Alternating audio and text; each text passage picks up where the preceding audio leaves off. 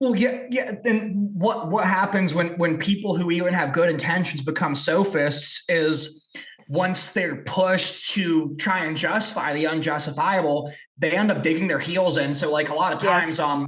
they can't admit they're wrong. It becomes a pride issue. Then it eventually breaks them, and that can be generational too. So that can be something like the the flawed framework of trying to establish knowledge on the wrong foundations through induction Mhm. alone or through deduction alone, like rationalism versus empiricism. Yep. And then you get the inevitable result of postmodernism, Yep. where just everything goes. Like you can't really know truth. It's just about who has the biggest guns. Mm-hmm. Yeah, exactly. Or who decides you shouldn't have guns at all. And so it's, yeah. But that's exactly right. It just ends up being, it's all relativism and subjective. But what's fascinating in this discourse that I think is so important for people to understand is how easily this can occur when without it having to be witting. So Euthyphro, you could argue that maybe he's a sophist and he's intentionally kind of obfuscating, but you could also make the case that he really thought that he understood the essence of piety, that he really thought he knew. And it wasn't until his presuppositions were called into question that he realized he didn't have a foundation because he didn't have a universal with which to examine the particular. Yeah. Yeah, and well, I'd go and say that really for universals to work and cohere, they also have to be grounded in a single reference point. So back to what you were saying with like truth is absolute and everyone knows that. I'd say it's because truth is also an attribute of God, since Christ is called the eternal logos. Mm-hmm. Right. Yeah, and well, yeah, that's actually I got some Bible verses written down that get into this, and You say, this would get into the charts that I sent you. So if you're ready, I can start going over that if you want. sure. Do we have the chart? Where did we send that? It's what I emailed you. Okay. I don't know if I But have. as you're looking for it, I can go ahead and read those Bible verses because I'd argue that like Okay. Scripture doesn't lay it out like a logic textbook. It doesn't lay it out like a philosophy book, but you end up finding all this in Scripture, and if you rightly interpret it and then arrange it according to whatever kind of issues the age come up, you can end up forming it into the most philosophically robust system it is, where you do have a solid foundation to stand on and justify universals. So yeah, this is actually relevant to the charts that I drew on how all the universals could cohere in one, because that's actually how you end up accounting for the problem of the one and the many. And also, I'd say end up accounting for how our grammar and language can mirror reality too. Mm-hmm. So the kind of revelational idealism, the worldview I advocate for accounting for knowledge, you have the mind of God, the logos, and the logos is Greek for what Jesus is called in John 1 at the top. And I'm just going to read some of these scriptures which show the reason for the chart that I made, and I'll also go on to explain the terms that I use. In the beginning was the word, and that'll be logos, and the logos was with God, and the logos was God. The same was in the beginning with God. All things were made by him, and without him was not anything made that was made. And in him, the life was the light of men. So what's interesting is this logos, or this mind of God, is actually himself God, right? That proves the Trinity, but also distinct from God as a separate person. That's because for an infinite, perfect, and omniscient being to have perfect knowledge of himself in accordance with the sum of his attributes and all of their perfection, that perfect knowledge in its perfection would actually be a perfect duplicate of all the attributes of God, including personhood and consciousness. So Christ the Logos is a separate consciousness from God the Father as a person, but is one with him as a perfect contemplation of his own infinite perfections. Christ is hence called the Logos, which is also the root word for logic, because he is the rational ordering principle which holds together all things, that is within their proper distinctions and limitation.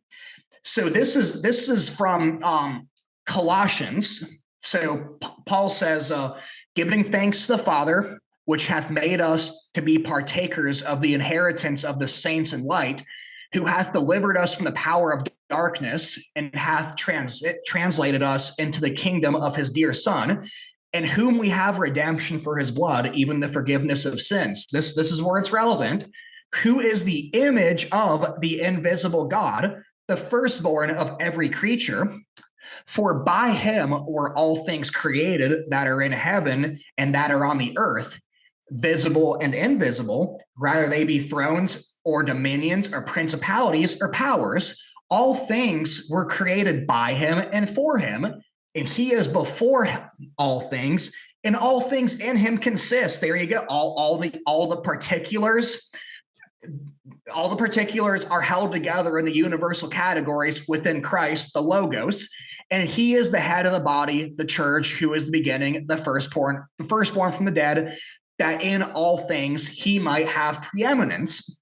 So when you look at the chart, the one with Revelational Idealism, the chart, you see a list of predicates such as truth, justice, or abstract principles like logic. That's because all these things, which must be eternally true or existent, have their essence or reference point in the mind of God. With God in the equation, so many of these errors from the Enlightenment and later postmodernism, which confound knowledge, go away and aren't difficult. For instance, the Enlightenment methods claim that they can know, quote, a thing in itself or an essence of a thing. And that's what Kant ends up going after. So this is where you can go over to the rationalism and empiricism chart, where it doesn't work. The mind can't go to the universals. So when it's proven for reasons that I get into later that these man-made systems can't actually account for that, these frauds will go on to say, oh, well, such knowledge must not exist and it must be impossible. So Immanuel Kant's main grift is he makes the goalpost for knowledge to be univocal, one-to-one knowledge of a thing in itself. And that also gets into the kind of errors and causality that Leibniz and the people we just were talking about were doing it. And then David Hume goes after that. So by definition, one-to-one univocal knowledge can only exist in the mind of God. These Enlightenment grifters will pretend like knowledge has to be univocal in order to account for everything at a microscopic level in order to be considered true knowledge. So that's why David Hume says, oh, you can't tell me what the causal power in every instance is. You can't tell me what the moment of causation when the billiard ball, when the cue ball hits the 8 ball. Oh, wow. Like we can't really know cause and effect. And all right, time to get done with metaphysics and just move on. That's David Hume right there. The common sense answer to this is that knowledge in any form for finite minds must be analogical and not univocal. Analogical language is one of the non-negotiables for any system of knowledge.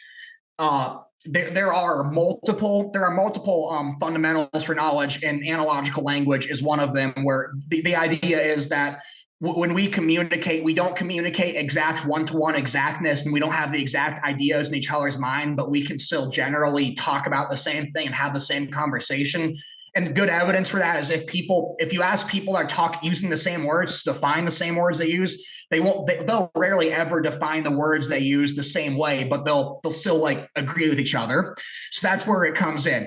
We can't know all there is to know about any one thing that would require omniscience, but we can know true things about things, enough that we can all observe the same phenomenon and discuss them as if we know the same thing, despite the thing existing independently of our minds. Do you have any? I have some more Bible verses written down, but that's quite a lot. So I don't know if you No, want that's a lot. Well, I just for the audience sake, I do want to distinguish the Enlightenment is not like a monolith of thought, and I would It's argue that not. and I would argue that certainly I think the most of the United States founding is actually much more inspired by the Scottish common sense realist version of the Enlightenment, which was led by Well, that's why I'm specifying Enlightenment grifters. Like it's the kind yeah. of people who have problems with who will play these kind of like games, and it's really verbal jujitsu. Mm-hmm. And oh, you can't establish that on these arbitrary parameters that I just made up. Oh, but time to move on. Start from a new foundation. Yeah, exactly. And I think that they're using, some of these Enlightenment thinkers who were not grounded in reality as a justification to eradicate the entire founding of the United States, which is, I think, Exactly. Yeah. yeah. So, Well, yeah, and then what the woke right you are writing about does is they will conflate the errors of the British empiricists with Scottish common sense realism, yep. and then they'll accuse American liberalism of being grounded in the state of nature nonsense of British empiricists, and they'll smash the categories together like, oh wow, like we really went wrong with Americanism. Time to start over. Exactly. That's exactly what they do. Yeah, that's what Carl Benjamin's five errors of liberalism. It's like in terms of the ideas he's criticizing, it's actually a solid essay, but it's like in the context it is and the kind of conflations that it makes without addressing like Scottish common sense liberalism or realism, well, also liberalism, you could say. It ends up just being bomb thrown in already messy discourse, which just muddies the waters even more. Yeah, well, it is. They are attacking liberalism, but they're conflating. I mean, the Fabians usurped the term anyway. Liberalism is not, doesn't mean leftism. The two are not synonymous. But it was the Fabians who conflated that definition. But they're trying to subvert actually classical liberalism, and it is this notion of liberalism, which is the entire foundation for, the American Constitution, which is what gives us the Bill of Rights. Our Declaration of Independence is what the Bill of Rights is founded upon, and without the core principles of liberalism, you wouldn't have that. And those are the rights that are codifying the concept that was stipulated in our Declaration of Independence, that we were endowed by our Creator with inalienable rights, and of those rights are the rights to life, liberty, and the pursuit of happiness. And there's no other document in the world, that has that enshrined in it as a founding document for their country. So it's a very unique, but I think it's a quite profound and a really important concept for the preservation of the free will of humanity.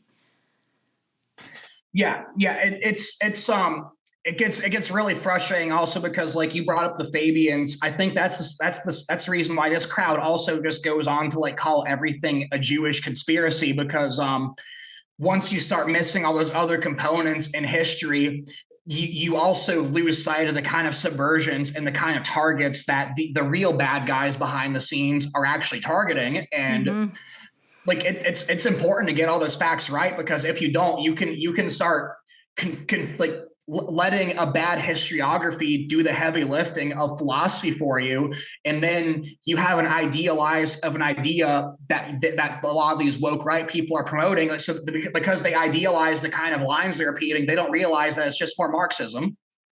Oh, yeah. So the end of my essay that I just put out is on, how they draw from centrism and ethno-nationalism, and basically they're neo-Nazis, and how much they have in common.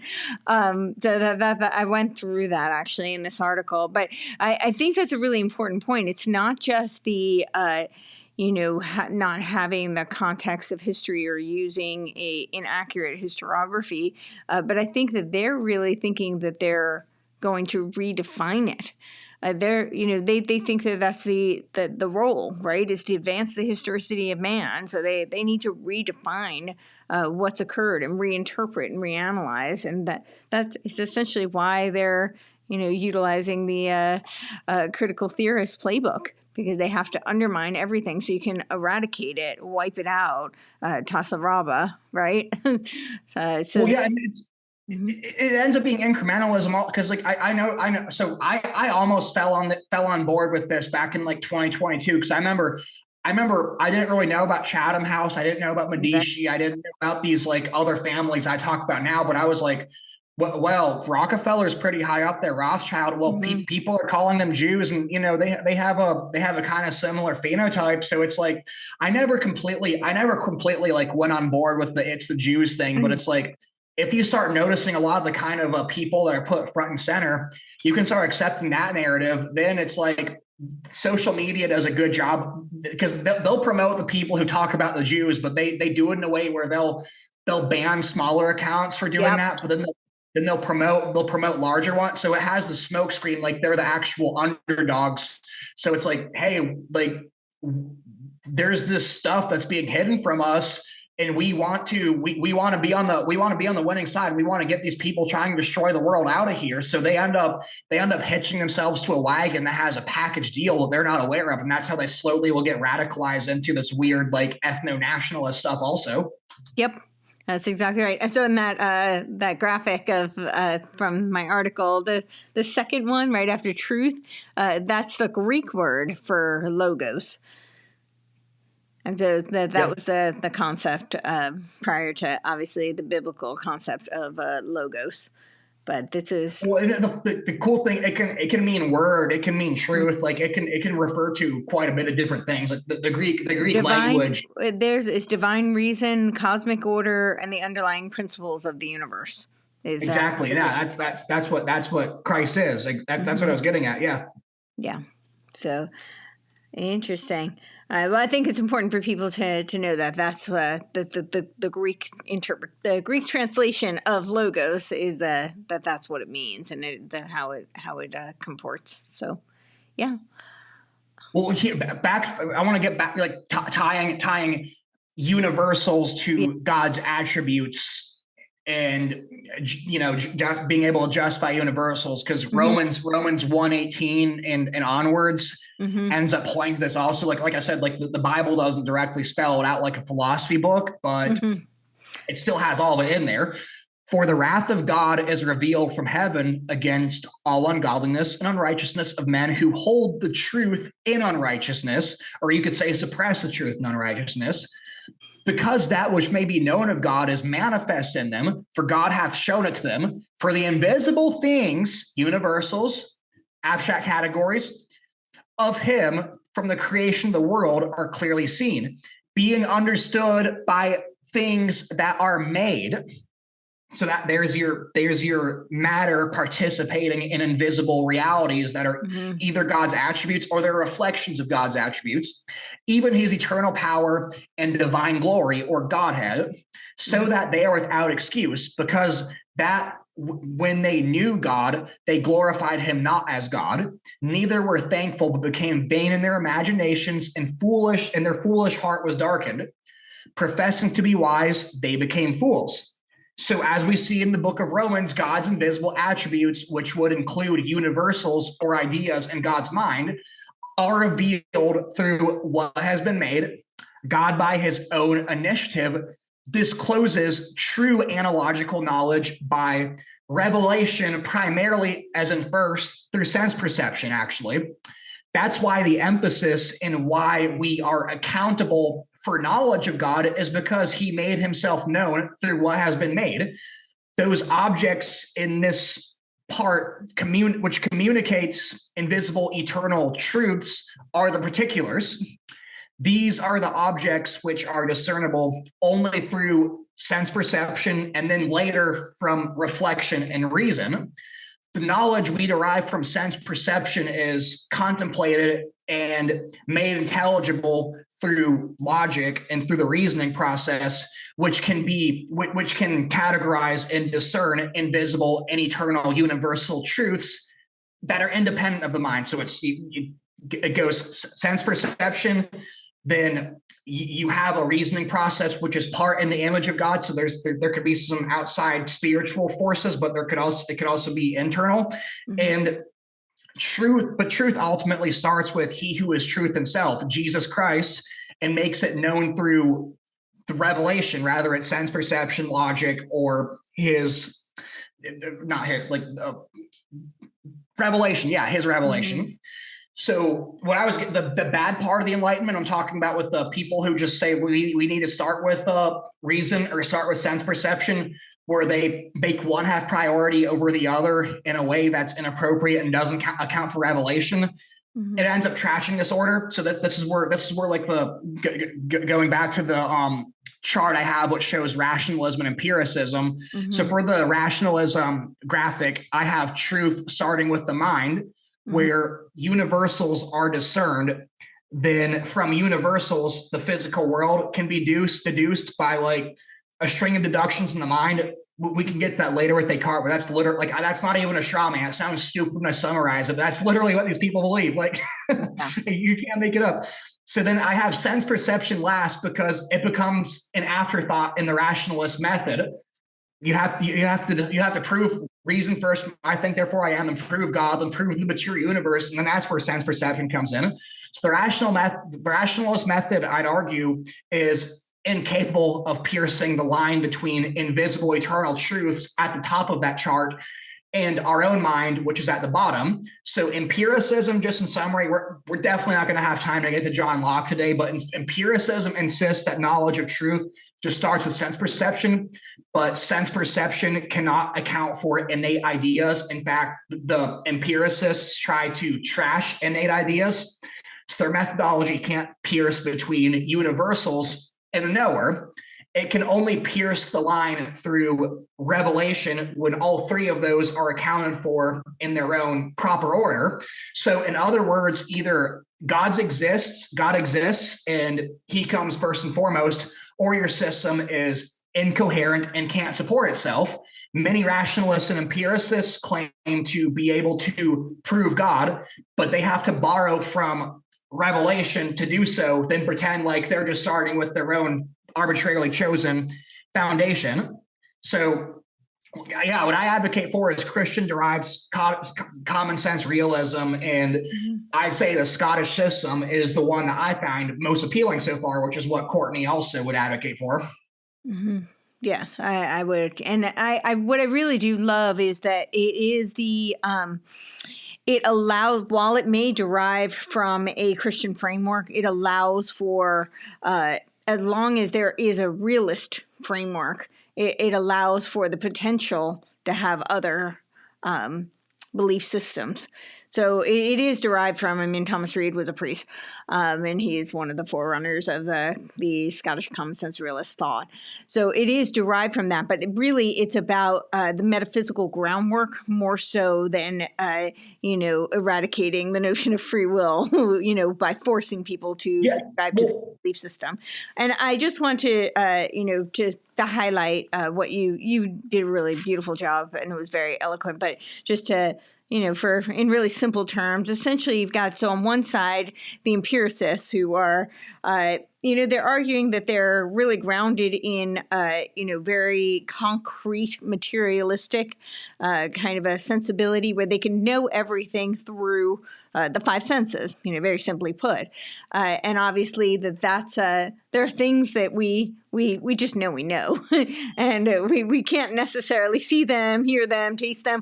Or if you have somebody who is, blind, deaf, and doesn't have good tactile sensation, and we can go on with the senses. But does that mean that they can't know things? Obviously not. That's obviously fault, right? Exactly. So that's the one extreme, and then we have the other extreme where none of those things matter, and the physical domain is irrelevant.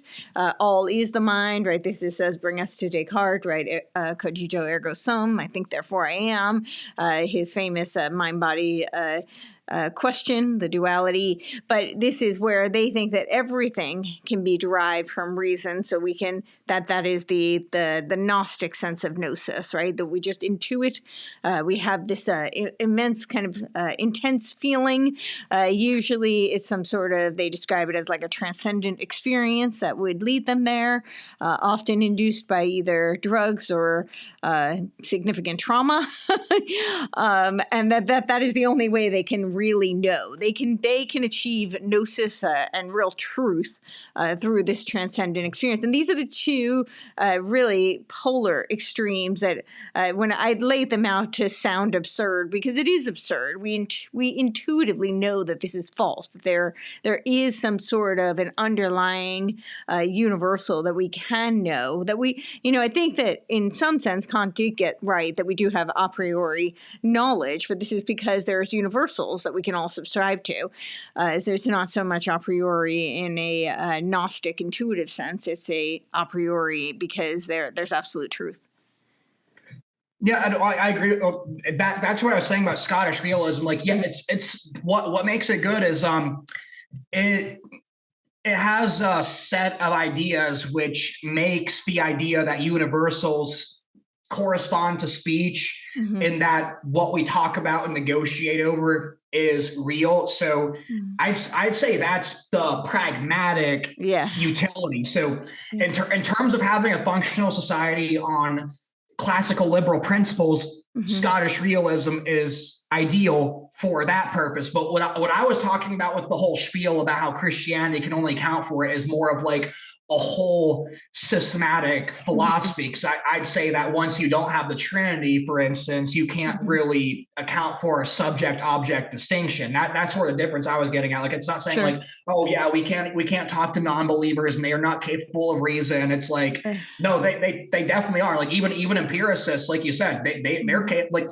one of the reasons why people end up falling for empiricists or rationalists is because they're able to borrow from so on the outside they'll say we're establishing this on sense perception, we're establishing this on reason alone. They don't do that. They end up borrowing from the other thing, so they end up contradicting each other, but they're still clearly capable of reason. It's just that what they're doing is they're not being consistent with what they're advertising, and that's the problem. And like and that can still create cognitive dissonance that can lead to like actual mental illness over time too. Yeah, I would agree with that for sure. Yeah.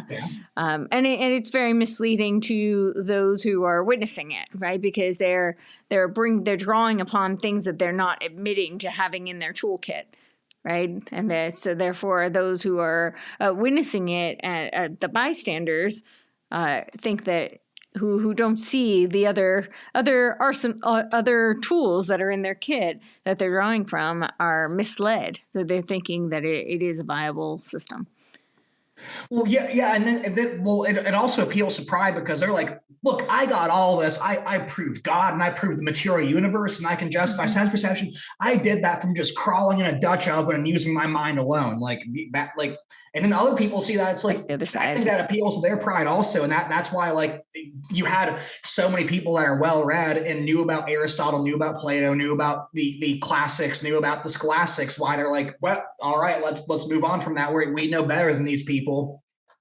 Yeah, that is true. It's very deceptive. So ultimately, I agree that the Scottish common sense realism is a great foundation for a classical liberal society. And ultimately, I understand what you're saying about the Trinity and how that presents, the case for. I'm pulling that out for different reasons than like to say like, yeah, we got to enforce that kind of view at gunpoint. Not like that. Definitely no state religion, anything like that. Yeah.